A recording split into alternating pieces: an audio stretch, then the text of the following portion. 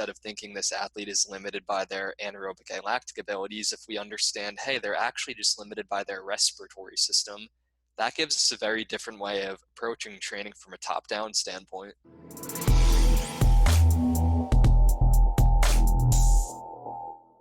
Welcome to the Upside Strength Podcast, your number one fitness and performance resource in Switzerland. Today, I'm happy to welcome back Evan Peikon for his third appearance on the podcast. For those of you who don't know him yet, Evan is a coach, a translational sports scientist, and an educator at the Training Think Tank HQ in Atlanta, Georgia. If you'd like to learn more about his background, please check out episodes 14 and 23 of the Upside Strength Podcast. So today we're diving straight into the thick of things to discuss energy system training and dispel a few myths along the way. So Evan, thanks so much for coming back on the podcast, man.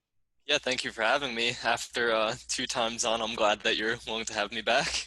Oh, I think we still have many things to discuss, so that there might be more in the future. Yeah, so diving straight in, as a coach, when did you first start learning about energy systems, like way back? So if we're going way back to the beginning, I'd say probably about 10 or 11 years ago now. It was actually back when I was a track and field athlete, and I selfishly was just reading every book I could get my hands on to improve my own performance. And then years later, when I was in university doing my undergrad in biochem, that's when I'd come across the concept again, but it was completely different than everything I had ever learned from reading coaching manuals and textbooks. And that's what really first made me start questioning the energy system paradigms. And it wasn't until years later, again, when I'd started using a technology called NIRS, or near infrared spectroscopy. Popular devices that do utilize that, something like a Moxy or a Human or a Portamon, would be things that people might be familiar with, that I popped that on and I realized that most of the things I had learned about bioenergetics in the past probably weren't accurate. And then that sent me on the past 4 years or so, spending probably the vast majority of my work and study time trying to understand bioenergetics and energy systems. So when you first came across that, let's call it now, old model of bioenergetics, did it bring you actually anything in terms of programming, in terms of coaching, like the good old graph that we see with the 3 or 4 different lines, depending if you put the ATP by itself or not? But did that help you in any way kind of form training protocols or understand how things were working at the time?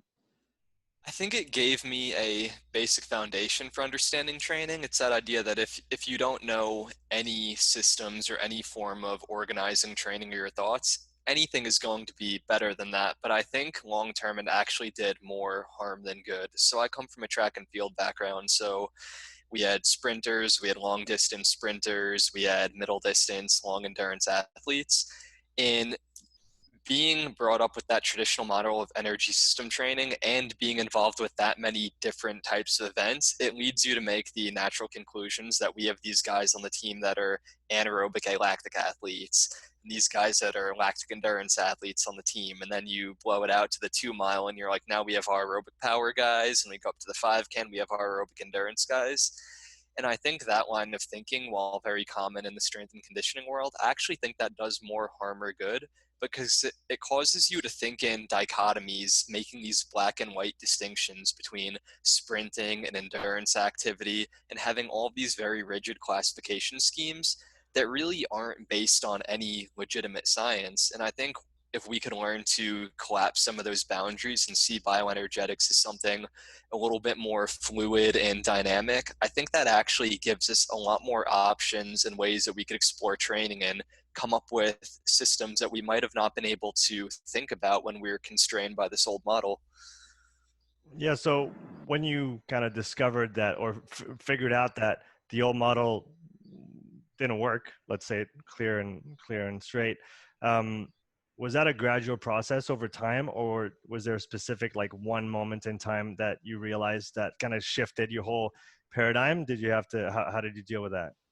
So I'd started to question it a little while before, but the first thing that sticks out to me it was like my what the fuck moment. I was in Austin, Texas at an event. It was actually being hosted by Aaron Davis and Dr. Ben House, and it was like a very small group event. It was basically in one of their friends' garages, and Aaron was doing a demonstration with the Moxy, and he had one of his friends put a Moxy on both vastus lateralis and one on his delt, and he had this kid do a critical power test on the rower, which, God, like, I don't know why that guy's even his friend anymore, because critical power testing might be one of the most ridiculous things that you could do. It's basically saying you're going to hop on this rower and you're going to pull with 100% effort on every single stroke for the next 4 minutes, and you'll just hang on for dear life. And one of the first things we noticed, this guy started sprinting all out, and you see oxygen in all of his muscles just dropping down rapidly. And you're like, okay, one, these Moxies are a piece of shit. Aaron just spent $3,000 on all of these different monitors, and they don't even work because that's anaerobic. Oxygen shouldn't be utilized then. And then what we saw next is when oxygen bottomed out and hit a low point is when things just got really ugly. And just seeing that made me start to really question energetics. I remember going back home after that trip, and I was coaching a decent client load at the time, and the only thing that I could think about is like everything I know about energy systems is absolutely wrong. It almost gave me the most crippling paralysis by analysis for maybe 3 weeks after that. Um, and I spent the next few years trying to really understand this with more depth. And maybe for the first year of that process, it didn't really do anything actionable for me because I didn't really understand enough to really take what I saw in Austin, Texas and understand why that was happening. And furthermore, once I understood why that happened, I didn't really get what the implications were. It didn't really tell me, well, now that we know that old model of bioenergetics is wrong, what do we actually do with that to make it practical? That didn't click till quite some time later. But at this point, now that that's clicked, and now that I've been spending the past few years teaching this material to people, using this material in my day-to-day job, that it's really changed the way that I would view training. So I've heard you say before that our current models are always limited by what we can measure, right? Mhm. So you talked about the Moxy as being a tool that we can use to measure some things. So for people that are not familiar with the technology, can you expand a little bit on that aspect of things? Yeah, so whether you're using a Moxy or really any other near-infrared spectroscopy device, they all work really similar. So we have a small device that you put on the belly of a muscle, and there's a light emitter on the device, and there's a detector. So the device is going to shoot a light in the near-infrared range into the muscle, and that light is going to scatter through the tissue, and then it's going to be reflected back into that sensor. So the oxygen carrying molecule in your blood, hemoglobin, and the oxygen carrying molecule in your muscle, myoglobin, both of those are chromophores. So when they're bound to oxygen versus unbound to oxygen, they're going to reflect back different colors of light, or colors is more appropriate for our human perception of light, but they're going to reflect back different spectrums of light. What that device is going to do is it's going to run that information through an algorithm using what's called the Beer-Lambert law. So it's going to look at the path length of the light, how far did that light travel, what is the thickness of that tissue that it traveled through, and what is the transparency of that tissue. Obviously, if our skin was made out of glass, it would be completely transparent, but that's not the case. So with that information, what a NIRS device could do is it could calculate your total blood volume in live time. So it looks at the density of your hemoglobin and your myoglobin, and it could give us a measurement like, is your blood volume increasing right now? Is it decreasing? Is it staying stable? And furthermore, it could tell you, out of all of that hemoglobin and myoglobin inside your muscle, what percentage of it is actually bound to oxygen. So you could get a second measurement called muscle oxygen saturation, or oftentimes people call it SMO2. So collectively, what these two pieces of information do is they allow you to understand the energetics of a muscle tissue. If we're using something like a heart rate monitor or even lactate testing, those are going to be systemic measurements. If your heart's beating faster, that's great. You know that it's probably working harder and you're probably getting more cardiac output, but that's only going to tell you about your supply of blood to the muscle.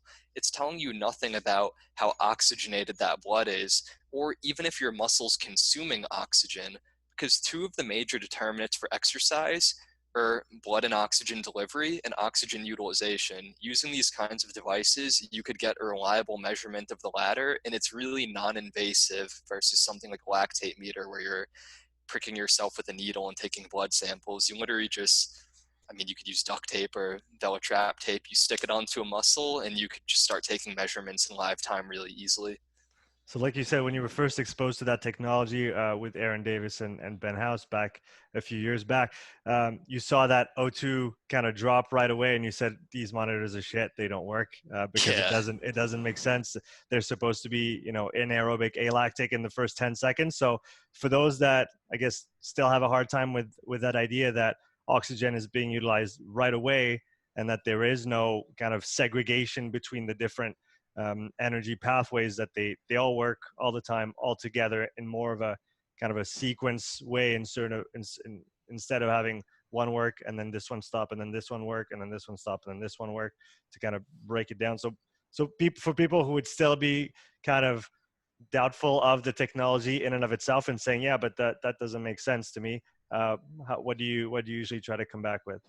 Yeah, so I'll take that old model. So we'll say, okay, if we take that traditional model that a lot of us are familiar with, we have phosphocreatine system, the glycolytic system, the oxidative system. What that traditional model shows is that phosphocreatine supplies the vast majority of energy under 10 seconds. And then after which it's going to be replaced by glycogenolysis, or that process of breaking down muscle glycogen.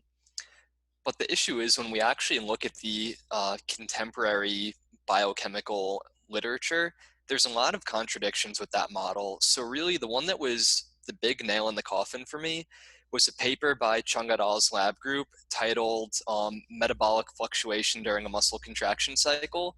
So what Chung et al.'s lab group did is they measured phosphocreatine consumption using a technique called the PNMR gated technique, which is phosphorus nuclear magnetic resonance. It sounds super fancy. It's not as complicated. Traditionally, before Chung et al.'s lab group, the way that PCR was measured is that they would use what's called a freeze clamp measurement.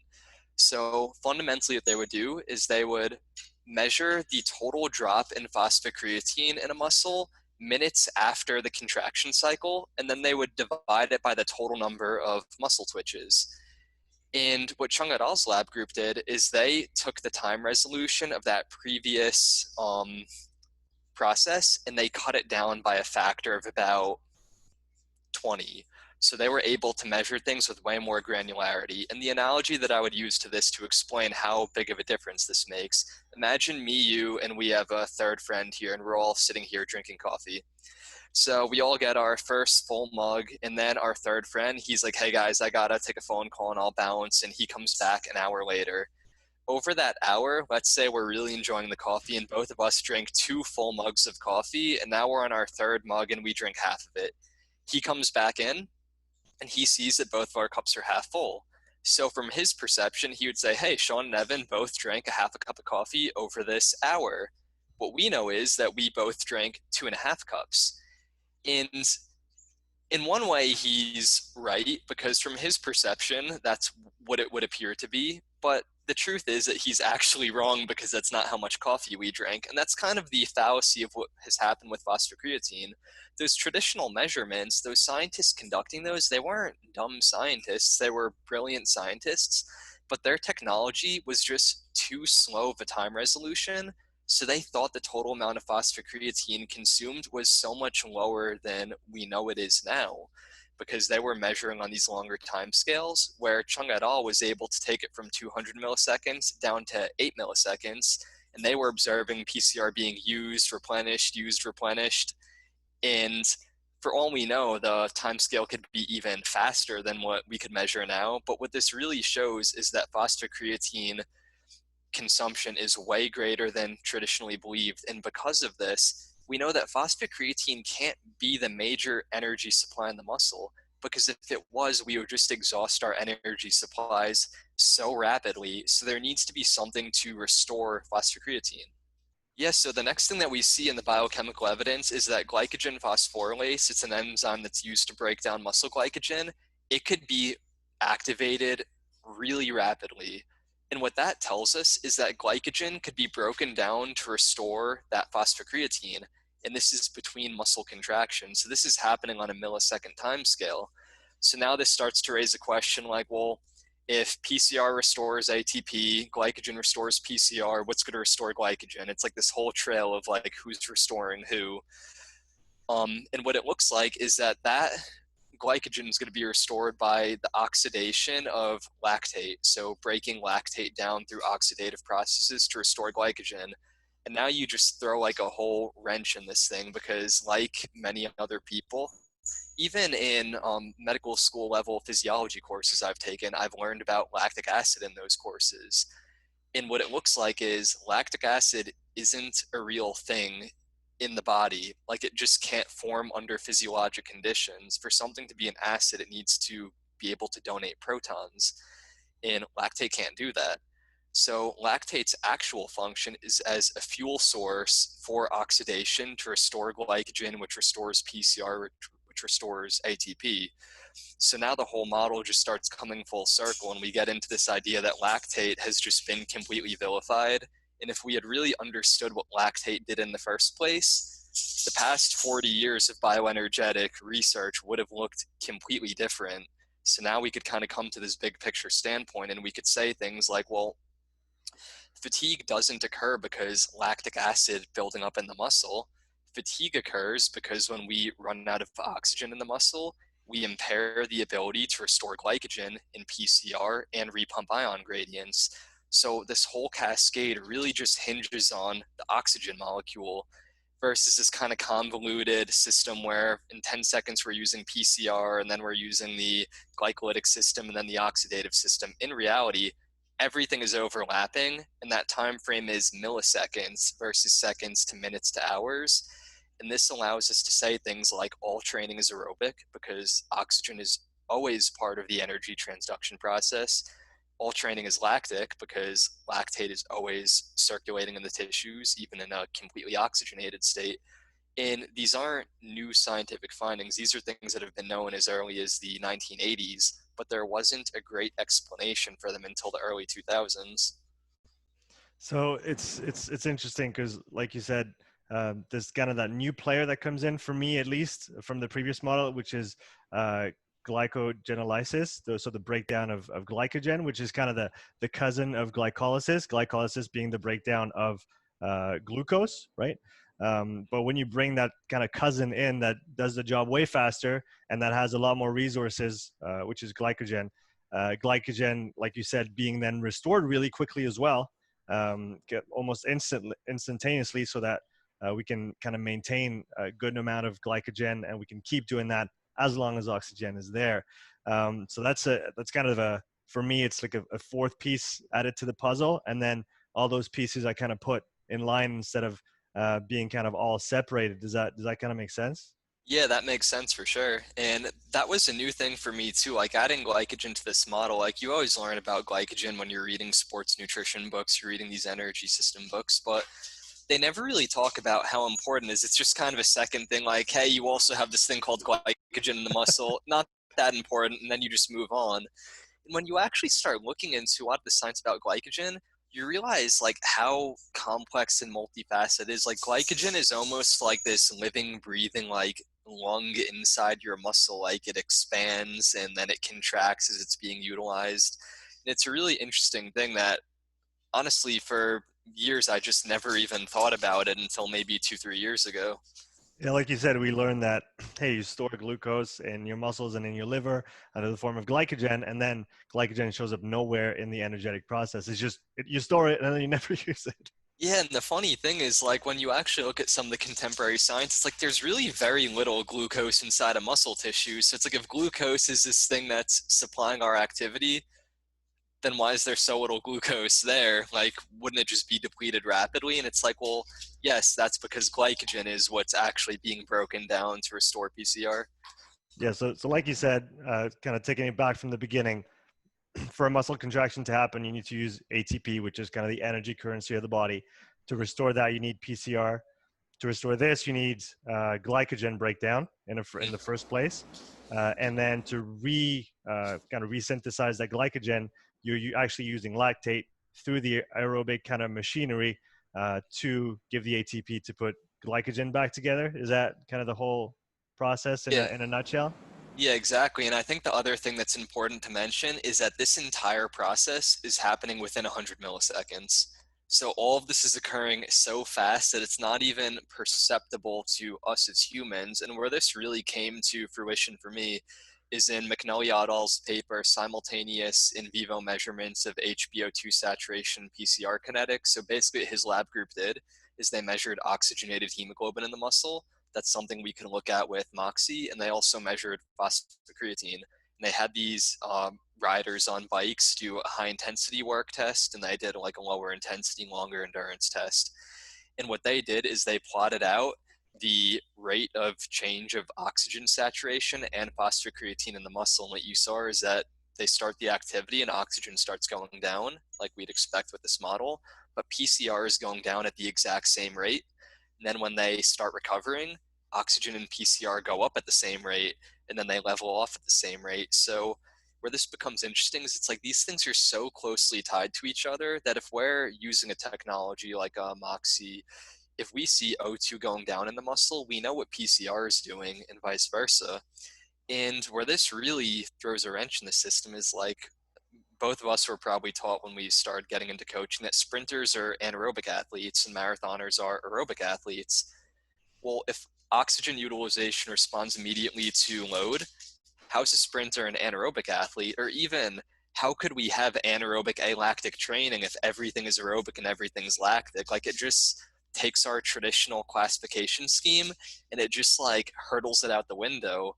And at a first glance, like that's kind of an uncomfortable thing, but it actually makes things much simpler because now instead of a marathon runner and a sprinter being two fundamentally different types of athletes, I'm getting attacked by a puppy right now. Instead of them being two fundamentally different types of athletes, like we have these anaerobic and these aerobic guys, instead what it tells us is these aren't fundamentally different people. What differs is their rate of oxygen utilization. A sprinter has this huge gas tank and they could just dump the whole tank of oxygen out in the muscle really rapidly, where a marathoner could extend that oxygen supply for a long period. So it just gives us a very different way of looking at training. And instead of the hyper confusing way that I personally used to classify training, like this athlete is limited by aerobic power and they have their alactic endurance day, it's just like, hey, this athlete is limited by their ability to get oxygen into the bloodstream and their ability to get carbon dioxide out. That's way simpler than trying to train things at a cellular level that we don't even know how to measure. Like there's no meaningful proxy for anaerobic alactic work.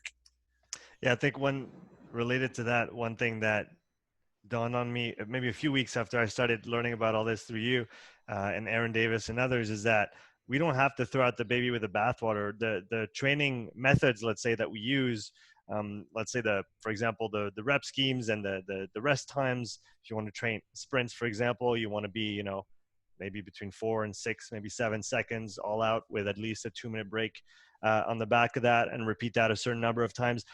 Just because the physiological model, the underlying physiology is different than what we thought, doesn't mean that the training methods that we use are wrong as well, right? Yeah, exactly. It doesn't say like, hey, everything you've been doing as a coach that has worked for the past 20 years that you've been coaching, like all of that shit's wrong. It's like, no, it's still the same thing. We're still going to use very similar protocols in similar methodologies, but it just explains why things are working. It's kind of similar to imagine right now in 2020 with COVID going on. Imagine we didn't understand the germ theory of disease. And the only thing that we know is, hey, you go near sick people and you get sick. And the reason that you get sick when you go near them is that they put a curse on you. So what you would do is you wouldn't go near people because you don't want to get cursed. That's a fundamentally wrong way of looking at it, but the action that you're going to take to avoid it is exactly the same as if you understood germ theory of disease and you just don't want to transmit this virus to the other person. Either way, what we're doing on a surface level is the same, but understanding what the true cause is versus the apparent cause allows us to have better ways of dealing with these things in the future. You could take a more nuanced view. And for a training example, instead of thinking this athlete is limited by their anaerobic lactic abilities, if we understand, hey, they're actually just limited by their respiratory system, that gives us a very different way of approaching training from a top-down standpoint. Yeah, and I mean, one thing that that I've struggled with is kind of finding the right wording, the right words to describe what's going on. If we need to describe it at all, I guess that's a kind of a broader question, but because I've met a lot of resistance from coaches saying, yeah, but if we can't call it anaerobic alactic, then what do we call it? So what do you have to kind of bring to the table when they say, well, you're telling me that all those words don't mean what they actually mean, so what should I use instead? Yeah, I mean, I don't necessarily understand that argument because it's like, hey, if you're using a word that is incorrect, like just come up with any word and it's going to be equally as good. Maybe just call it like pure speed work, like speed and power work without degrading. Like just come up with any new word because I think using these words just confuses things. Like I recently took a course on energy system training just to try and see like what are the big dominant paradigms right now. And one of the things that they said in the course is the closer an event is to 1 minute, the less of an aerobic contribution there will be to this event, and vice versa. The longer an event is, the greater the oxygen contribution. So by thinking in these terms and using these kind of shaky scientific foundations, they come up with concept models that aren't really accurate, because instead what we would know is no, the shorter and higher powered the event, the greater the rate of oxygen utilization. Understanding that really has a meaningful impact on how we would approach training, because if that athlete is lagging and they're not improving, I'm like, hey, maybe their issue is their rate of oxygen utilization. If you don't believe that a sprint is a highly aerobic event, you're never going to come to the conclusion that someone could be limited by on a sprint by their rate of oxygen utilization.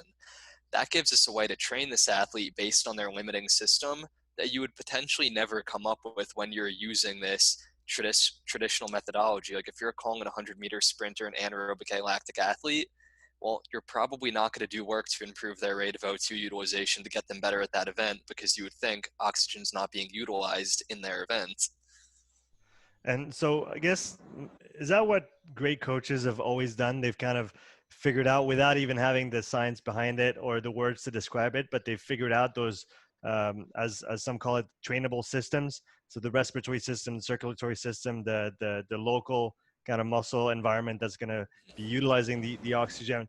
Have the great coaches kind of figured those out, and they can kind of coach different sprinters, different middle long distance runners according to what they see without necessarily having the technology to measure it?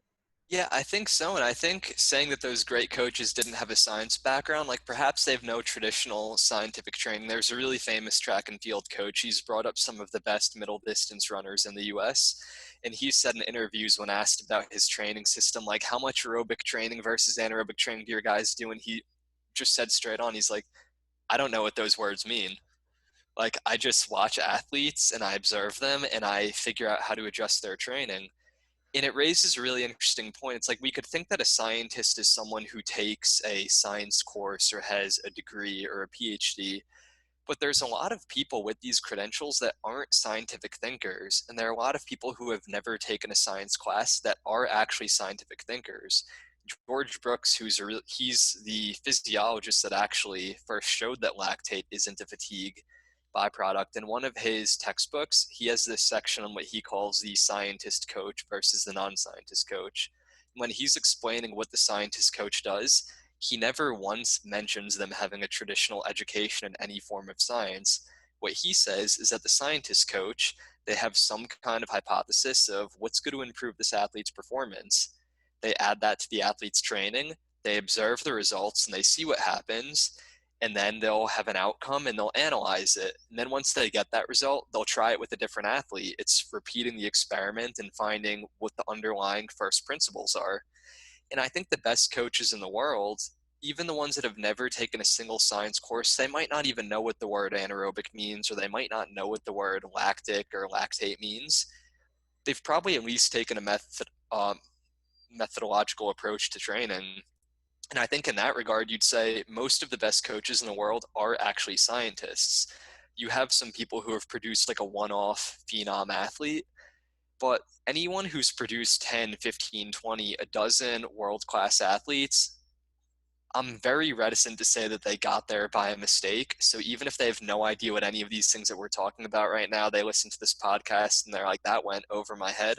If they've produced champions, it's like, how are you going to argue with that? They've done the thing that all of us are trying to do. So I think that's kind of my take on it. I don't think you need to have a traditional scientific background to be a scientist. Yeah, maybe digging in that area a little bit farther. What do you make of people who claim to be quote unquote science-based coaches? Because I mean, from what you just said from George Brooks' research and his book, it makes a lot of sense, as in science is a framework that you use to make decisions, to interpret data, and then to make better decisions after, right? But I think, at least what I think, is that a lot of people, when they say science-based, they mean I base everything that I do on scientific research, being like, if you can't show me a paper to justify this, then I'm not going to do it, kind of thing. Where do you stand on that?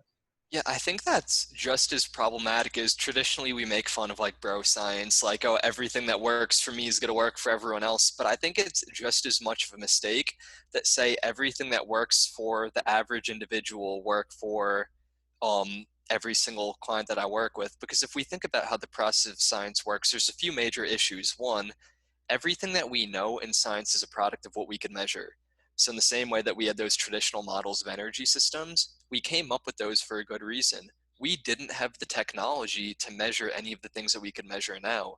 And I think saying that we perfectly understand bioenergetics right now would be so unwise, because maybe in a month from now, a technology is going to come out that gives us a time resolution of zero point 0.1 milliseconds. We're going to see a world of events happening that we never understood. So the process of science isn't meant to be right. You're never going to be right. We're never going to understand the perfect truth. What it's going to do is it's going to tell us some things that we previously believed, they probably aren't accurate. And what we now know is more accurate than what we knew a month ago or a year ago or 10 years ago, but it's not fundamentally the truth. So I think these people that do like evidence-based fitness, I think there's a lot of efficacy in that. Obviously, base what you're doing off of scientific practice to some extent. But the issue is, imagine right now, if you're my coach and I was like, hey, Sean, I'm going to do an ultra marathon in Death Valley and I need to prepare for that. And you ask me like, hey, what is the average temperature there? And I tell you, oh, 80 degrees or 80 degrees Fahrenheit for people in the US. Sorry, I don't actually know what that would be in I Celsius. don't know it either. 80, yeah, 80 degrees would be It's nice hot. and yeah, nice and sunny, pretty Yeah, comfortable though. And yeah. you're like, well, yeah, the average temperature in Death Valley is 80 degrees Fahrenheit, but it's never that temperature. Overnight, it's freezing. It's down to 0 degrees Celsius at night or colder because it's a desert. And during the daytime, it's up to 140 degrees Fahrenheit, which is hot enough to melt your shoes if you don't run on the white lines on the road.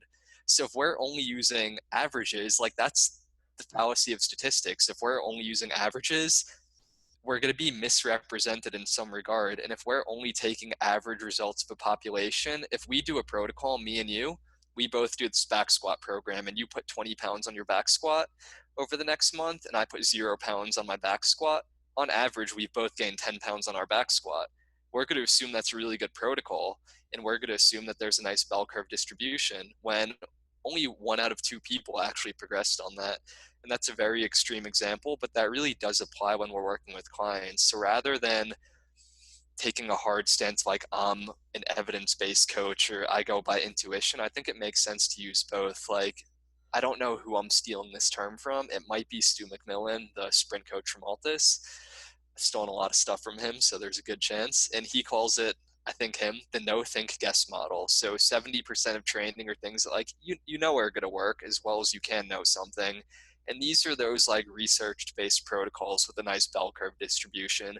Most people are going to get like a pretty good response from it. There's going to be some hyper responders, there's going to be some non-responders.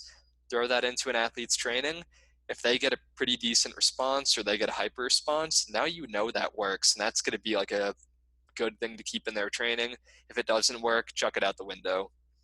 Then you have your like, I think these are going to work protocols. And these are kind of like that bimodal distribution. Either someone's going to do really well with this protocol, or it's going to do nothing for them whatsoever. So in my mind, an example of this would be, hey, I have this protocol that's going to improve your rate of oxygen utilization in the muscle. If you're limited by rate of oxygen utilization, this is going to be a great protocol for you. If you're limited by your rate of oxygen delivery, you're either not going to get better or you're going to get worse from doing this protocol.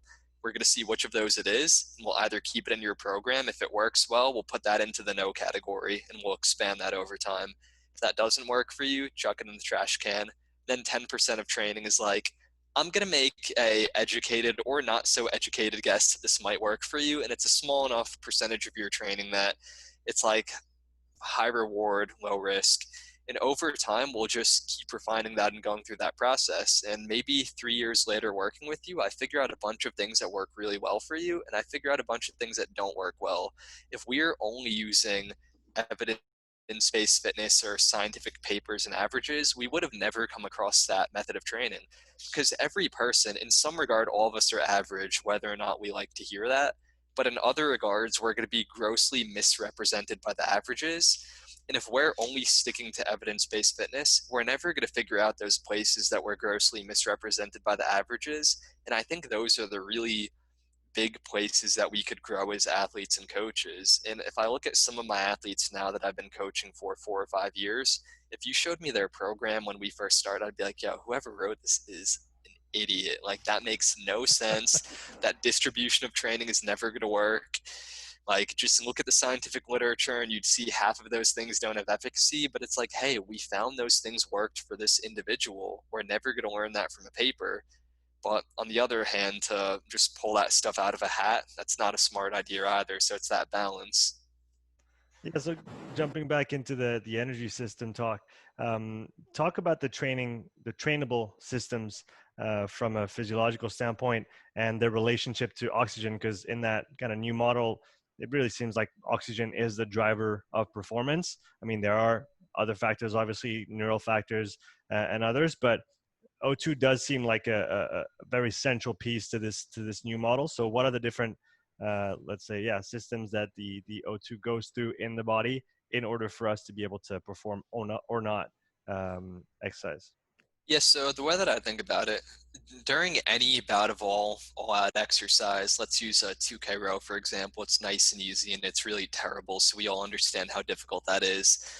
There's going to be thousands of different processes happening in our bodies simultaneously, but a very small number of those are actually going to be meaningful rate-limiting steps in our performance. So what the term rate-limiting step means is that I've used this analogy before, so I'll keep this one quick. If we take like a factory analogy, and let's say we have 3 processes in that factory, one of those is going to be slower than the other 2. So that is going to be our rate limiter. If we want to produce more of some kind of product in this factory and we speed up those 2 steps that aren't our rate limiting factor, we're not going to make any more product than we were before, because that rate limiter is still our bottleneck. So instead, if we are savvy factory owners, we would put more people stationed on that rate limiting step and we would increase our factory production.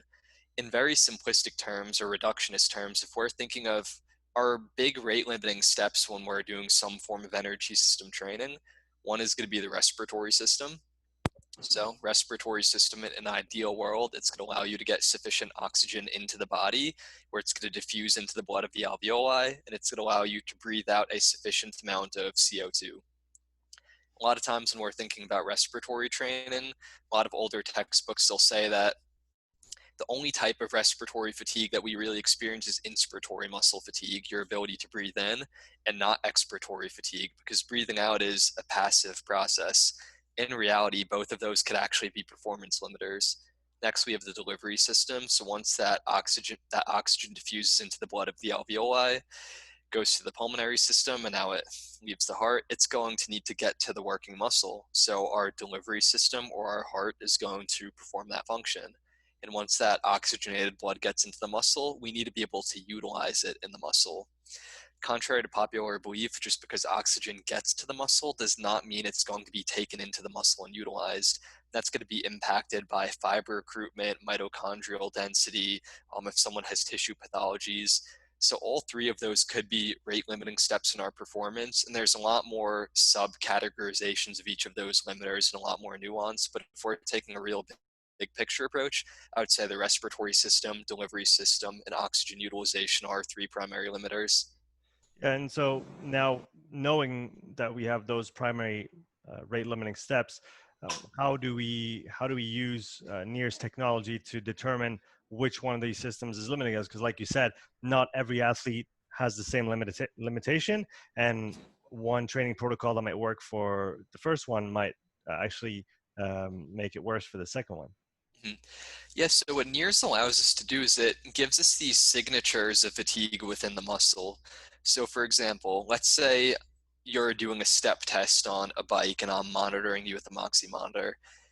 Let's say I see oxygen steadily decreasing across that work test. You start that test at 80% muscle oxygen saturation and you finish it at 5% muscle oxygen saturation. Off the bat, I already know that you're not going to be limited by your rate of oxygen utilization in the muscle. Because if someone is limited by utilization, what you would see is that when they transition from a sustainable work intensity to an unsustainable intensity, they're not going to pull that much more oxygen out of the muscle. It's going to remain high because they're limited by their ability to utilize what's already present. So off the bat, I know that you're limited by your oxygen supply. And that tells me that it's either going to be your cardiac system or your respiratory system that's going to be your personal performance limiter. So one of the next things that I'll look at is the blood flow trends within the muscle. Hypothetically, let's say during your work periods, you're creating a lot of tension on the muscle and we see this restricted blood supply, but then you relax during your rest periods in the step test. And I see the blood volume in your muscle progressively increasing every single time you rest. So there's more and more blood flowing into the muscle. Well, I'll start to think about what these different limiting systems could do. I'll think, well, I know the respiratory system allows us to get oxygen into the body, but I also know that it's going to allow us to get carbon dioxide out of the body. One of the things that I know about carbon dioxide is that it's a local vasodilator. So if you were incapable of breathing off that excess carbon dioxide, you would get progressive muscle vasodilation. So on a Moxy, you could see those vasodilation trends within the muscle. So if I saw a progressive decrease in oxygen, a supply issue, mixed with what would appear to be vasodilation trends, I know that your issue is going to be your respiratory system. And this is like a very reductionist back of the napkin method. There's other things that we would want to look at within that test to get further granularity. And we'd probably also want your heart rate and your pulse oximeter measurements and a few other things. So let's say same scenario, but instead of those blood flow trends, let's say during your work bouts, I see blood volume increasing in the muscle rapidly. And then when you relax, it drops down really quickly and it keeps dropping down more and more each work set. To me, that's going to tell me, well, during your work bout, you have venous occlusion. Arterial blood is entering your muscle, but venous blood is not leaving your muscle. So you're getting this swelling effect. Well, if we're getting arterial blood into the muscle, but venous blood's not leaving, that means we have a decrease in venous return. So if we're getting less venous return, we're going to get less cardiac preload, so less filling of the ventricles and stretching between contractions. And if we decrease cardiac preload and we decrease filling and stretching of the ventricles, we're going to decrease stroke volume. That's the Frank Starling law. If we decrease stroke volume, that's going to cause a decrease in cardiac output. So we're going to see this feed forward mechanism where you're progressively cutting off more blood to the muscle and you're progressively getting less and less cardiac output as a product of that. So that's going to put a lot of stress on your heart. That's going to be a big red flag that you're actually limited by your cardiac or your delivery system. We might also see, instead of those vasodilation trends that were present with the respiratory limited athlete, we might see a vasoconstriction trend. So you're progressively restricting blood to the working muscle. And that's going to be a cardioprotective effect. If we think about some of the physiology of the cardiac system, one of the things that we really want to maintain when we're doing high intensity exercise is our arterial blood pressure. That's meant to be kept in a very narrow range, and if it gets too high or too low, you're going to have some issues. We could almost think of it like the plumbing in your house. If your water pressure gets too low, you open your faucet, nothing's going to come out. If your water pressure gets too high, it's going to blow your pipes up. If we think about those pipes in terms of our arteries and veins, we don't want either of those scenarios to happen. So one of the protective effects that our body has is it's going to create vasodilation and vasoconstriction in the extremity muscles to regulate our arterial blood pressure. Well, if our heart's fatiguing, that pump, our water pump is fatiguing, well, we wouldn't want to vasodilate or open up all of those pipes in our house because our water pressure would get too low or our blood pressure would get too low. So the brain is going to put vasoconstriction into those muscles, so the heart doesn't need to work as hard to maintain blood pressure. So there's tons of different things that we could see with this technology, and these are some simple examples. But just these simple observations would allow us to get a meaningful understanding of what's actually limiting an athlete when they do their sport. You talked about venous occlusion, so occlusion trends within the muscle. That's very interesting for me in the sense that it almost bridges the gap between energy system training and resistance training. When we start talking about occlusion trends, can you talk about the relationship between muscle tension, occlusion trends, and the cardiac system, and how all those kind of play together? Yes, so if we think about occlusion, it's really that relationship between your cardiac output and your local muscle tension. So we can't isolate things, like we can't say, oh, you're doing a bicep curl and it's only training your bicep, this local tissue. Because anytime you create a blockage in the muscle, the heart's going to be driven to push through that. So when we're doing a full body activity like running, for example, if you're sprinting at a very high speed, you're going to be creating a ton of tension in the muscle. And if your heart's incapable of pushing through that, you're going to restrict venous outflow. So blood's going to get into the muscle, but it can't leave. Or you might even get an arterial occlusion, which means no blood and oxygen are getting into the muscle in general. When that happens, you're going to fatigue really quickly. Very similar things are going to happen on a high rep set of back squats. So to me, there's really not a fundamental difference between resistance training and energy system training. It's just these really simple dichotomies that we make as people to try and understand these things. But fundamentally, the body only speaks the language of tension and energetics. So when we could see past those kind of arbitrary distinctions, we could start to understand why a sprinter that doesn't do traditional resistance training could gain so much muscle and why they could be so powerful and strong with a barbell. And some of these things start to make a lot more sense. Yeah, you gave a few examples. I remember talking about people that maybe don't have as much experience with their working out their upper body and then transition to like ex-runners go to CrossFit and their upper body gets jacked right away because essentially their upper body musculature is not developed uh, to the same extent that their lower body is to use, I guess, to get in and utilize oxygen. And so they get, let's say, occlusions much quicker in their upper body than their lower body. And that has some relationship to hypertrophy potentially, right? Yeah, so one of the common trends that we'll see, it will be ex-runners or people that played field sports like soccer or football if you're anywhere outside of the US, or lacrosse, these sports with a ton of running, but not really a big upper body component, is these athletes have really phenomenal cardiac output to their lower body. So one of the things that you see is that they get muscle compression, venous occlusion, and arterial occlusion at very high percentages of their 1 rep max in their lower body musculature, but they might get those reactions at much lower percentages of their 1 rep max in their upper body. And if we think about hypertrophy training, there's something called an oxygen conforming response. As blood flow is restricted to a muscle and oxygen decreases, there will be a greater and greater motor unit recruitment. So if we want to hypertrophy a muscle, we can't be getting these light compression reactions in the muscle. We're never going to desaturate it, and we're never going to get that motor unit recruitment. For those athletes, because their cardiac output is so strong and capable of pushing through that tension in their lower body, they might not get venous occlusion until 50% of their 1 rep max, where in their upper body, they might get venous occlusion at 20% of their 1 rep max. So they're effectively better able to do hypertrophy and strength training in their upper body muscle groups. And when they do a sport like CrossFit, you think about all the volume that they're doing in a Metcon that's above 20% of a 1RM in their upper body. It's like, God, chest to bar pull-ups, muscle-ups, handstand push-ups, push presses, even like wall balls under fatigue. That's why you see like CrossFitter delts where they have like these giant delts in arms, but you look at like pecs or like quads and they're way smaller by comparison, because if they're not cutting off blood flow until 50% of a 1 rep max in their lower body, how often are you doing that in a CrossFit Metcon? Maybe once a month versus 15 times a week for the upper body. So you get these really skewed development of muscle groups and strength qualities across the body.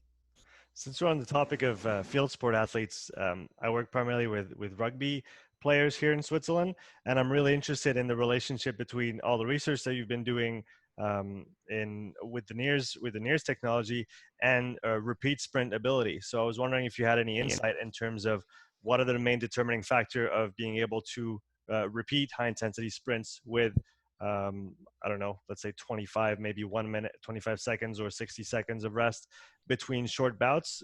How do you see that from the lens of kind of oxygen and the utilization of oxygen? Yes, I think one of the big limiters for that with athletes is one going to be their ability to continually utilize oxygen in the muscle. So when we start to get put under fatigue, we'll often get sub-recruitment of muscles, which will manifest itself in lower power outputs or an inability to hit those wattages.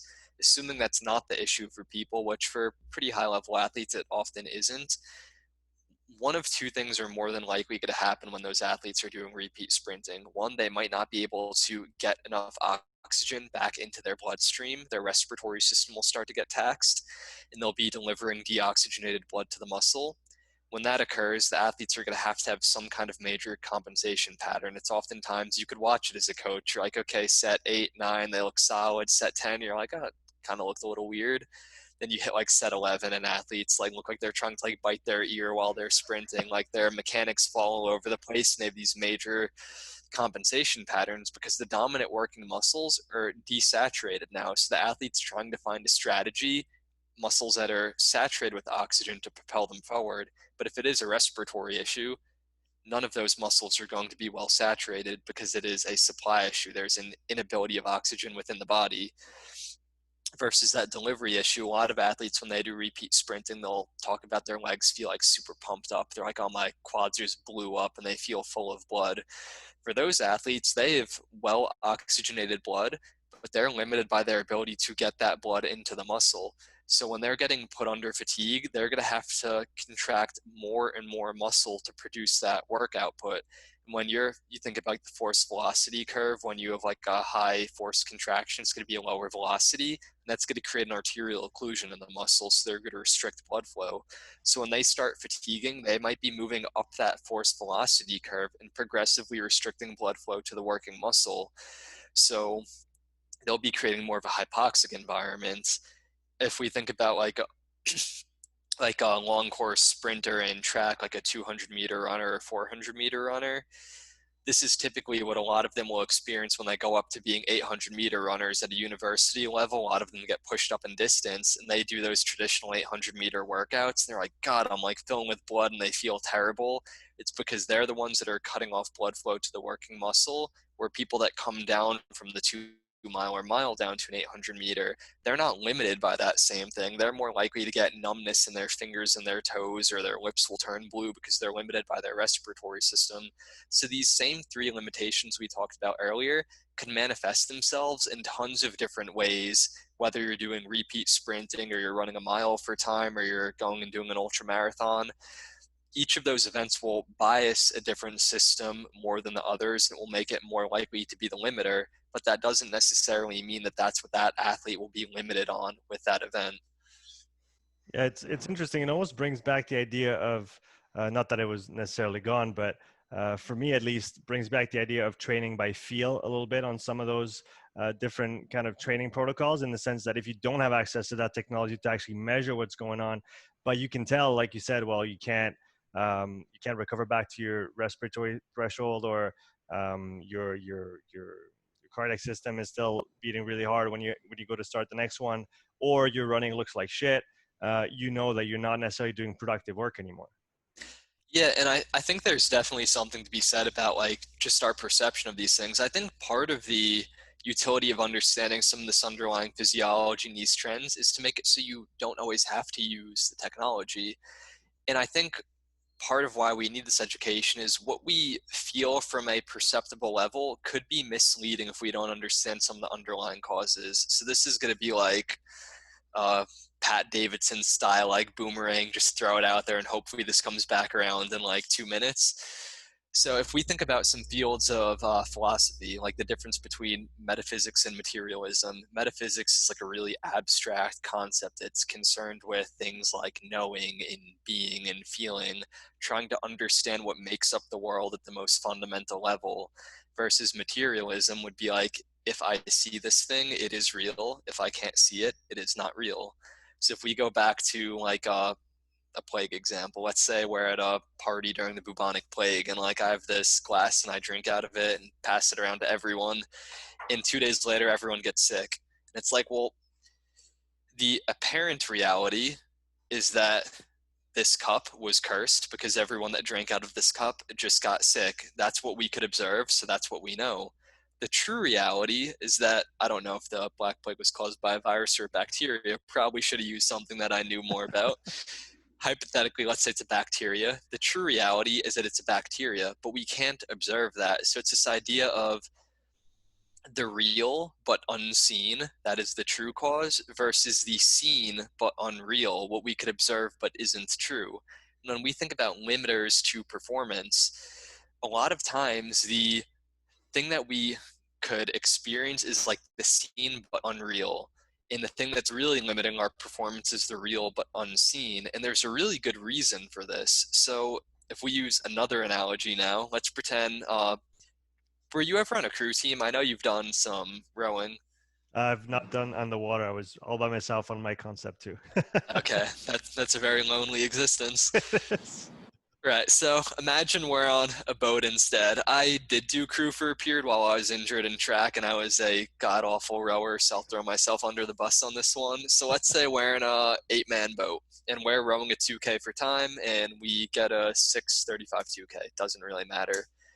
Well, if we want to improve our performance, we need to understand why we got a 6:35, why we didn't go faster. And let's say I was the weak link in that boat. So I'm not pulling as hard, and you're a way better rower than me. So you're like, this fucking guy, like he's not working hard. I have to pick up his slack and I need to row harder. And people are watching this race. And the point, you're the one that's picking up all my slack. So I'm doing nothing at this point, and you're working twice as hard, and I'm just smiling, rowing. In the point that you fail because you're the one picking up my slack is when our boat stops moving fast. So anyone watching this race, they're going to see you fail, and then they're going to see our boat slow down drastically, and they're going to be like, God, Sean is such a weak link on that rowing team. Like, what a joke. They're not really going to say that. That would be very mean. But a similar thing happens within our bodies. So let's say my cardiac system is my limiter. So I'm incapable of pushing through this tension in my muscle, and that's the first thing that gets taxed.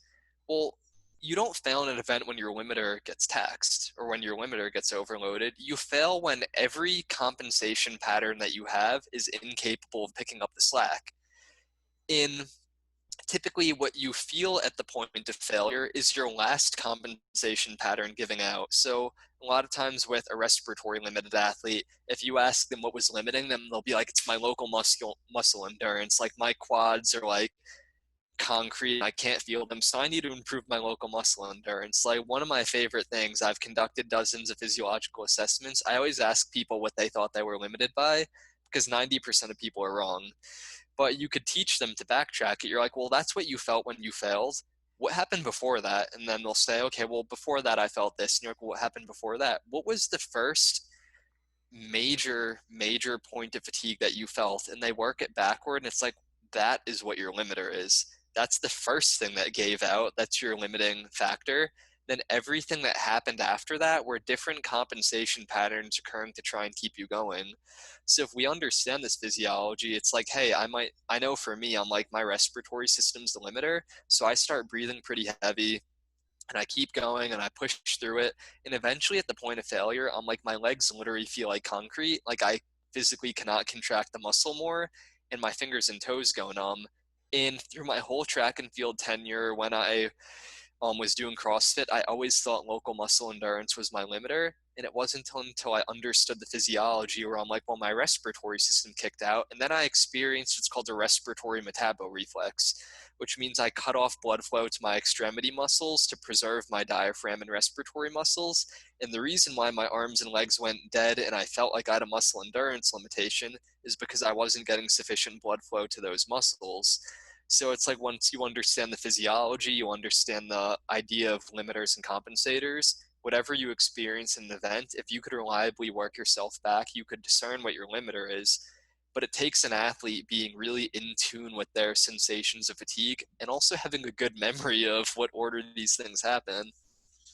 Yeah, you talked about the respiratory system and how that could be obviously one of the limiters.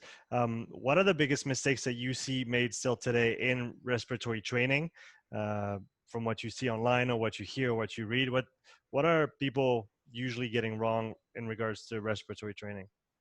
Yeah, I think the biggest things that people get wrong, like I think the things that kind of drive me crazy are like the use of hypoxic breathing protocols, things like Wim Hof, or like, not to throw them under the bus, I just like those kinds of hypoxic breathing methods, and also thinking that the inspiratory muscle trainers are going to fix respiratory issues. They could address some of them, but largely when athletes are limited by their respiratory system, it's the fatigue resistance of the diaphragm muscle, not often the strength of the diaphragm muscle. So using like a inspiratory muscle trainer, like a power breather and aerofit, would be like saying if you're really bad at running 10Ks, you should go do heavy back squats for it, because making your legs stronger is going to make you better at running a 10K. It's like when you say it like that, you're like, God, that's so ridiculous. Well, it's the same thing. Doing 10 really strong, powerful breaths against resistance isn't going to make you better at breathing 35 times a minute with a 5-liter breath for a half hour straight. They're two fundamentally different things. The diaphragm is like any other muscle. It could get really strong and you can improve its absolute strength. You can improve its fatigue resistance. You can improve its coordination. So that's one thing. And then the reason why I bring up the hypoxic breathing protocols is one of the really common trends that I would see maybe 3 years ago or so when that was really popular in the CrossFit world. I would always know that an athlete does hypoxic breathing protocols on a regular basis because I would see the exact same trend when they do their step tests or their physiological assessments. I would see first they start desaturating the local muscle. That's fine, that's normal. Then I would see that their peripheral oxygen saturation, what their brain is getting, would start progressively going down over the course of a test. Keep in mind, that shouldn't budge at all. And you'd see, I would watch them and I'm like, they're still not breathing heavy. That's kind of weird. They keep going, and once their peripheral oxygen saturation reaches the low 90%, most people black out between maybe 85 to 89 or 90%. Once they get like right on that doorstep, they start hyperventilating like crazy. Then they'll fail the event shortly after. And when you look into some of the underlying science of this, we have two primary drives to respire. We have what's called our carbonic drive, and we have what's called our hypoxic drive. Our carbonic drive should get tripped off like a sensor when we have too much carbon dioxide, and our hypoxic drive gets tripped off when we have too little oxygen getting to the brain and the vital organs. Well, if you take a athlete that is very CO2 tolerant, like a CrossFitter, they do a ton of work that creates a ton of CO2 within the muscles, and you have them do these hypoxic breathing protocols, they become desensitized to CO2. So when they're doing these events, if they're respiratory limited, their CO2 levels will build up in the muscle, and we see those signatures on the Moxy, but they don't get signaled to start hyperventilating. They don't get signaled until they rely on their backup drive, which is their hypoxic drive when their brain's not getting enough oxygen. And this doesn't mean that hypoxic breathing protocols are bad by any means. They could be fantastic for long endurance athletes, general population, people that primarily do like body comp type training. The issue is that when they're used misappropriately. And my problem with them has always been that they're primarily marketed to like CrossFitters and high intensity athletes. It's the same thing how like CrossFitters are more prone to adopt like a ketogenic diet or intermittent fasting or hypoxic breathing protocols. It's a very type A personality. They always want to try something new. And that was something that I saw all the time. I would see these trends, and after the test, I'd be like, hey, do you do this or that breathing protocol by any chance? And they're like, yeah, I love it. I do it every day. Just be like, well, stop doing it forever while you're doing CrossFit. So that's probably the two biggest misconceptions that I see with respiratory training. Yeah, man, that was absolutely awesome chatting with you with all things energy system. You just released a course for the Moxy Academy, if I'm not mistaken, on all things NIRS technology, the science, the practice. So can you talk a little bit about that course that you just put out and who it can help? Yeah, of course. So I just co-released a course with Moxy Monitor. And originally this was a course that I taught over one day or multiple days. It was primarily designed for professional sports teams, military training organizations, then coaches said I would teach it to. But then we ended up adopting it to an online format where everything's in one place. So what the course covers is all of the energy system science, a lot of the things that we talked about today, plus a little bit more depth. We also go over the science and practice of using NIRS for resistance training, energy system training, assessing athletes, and load monitoring.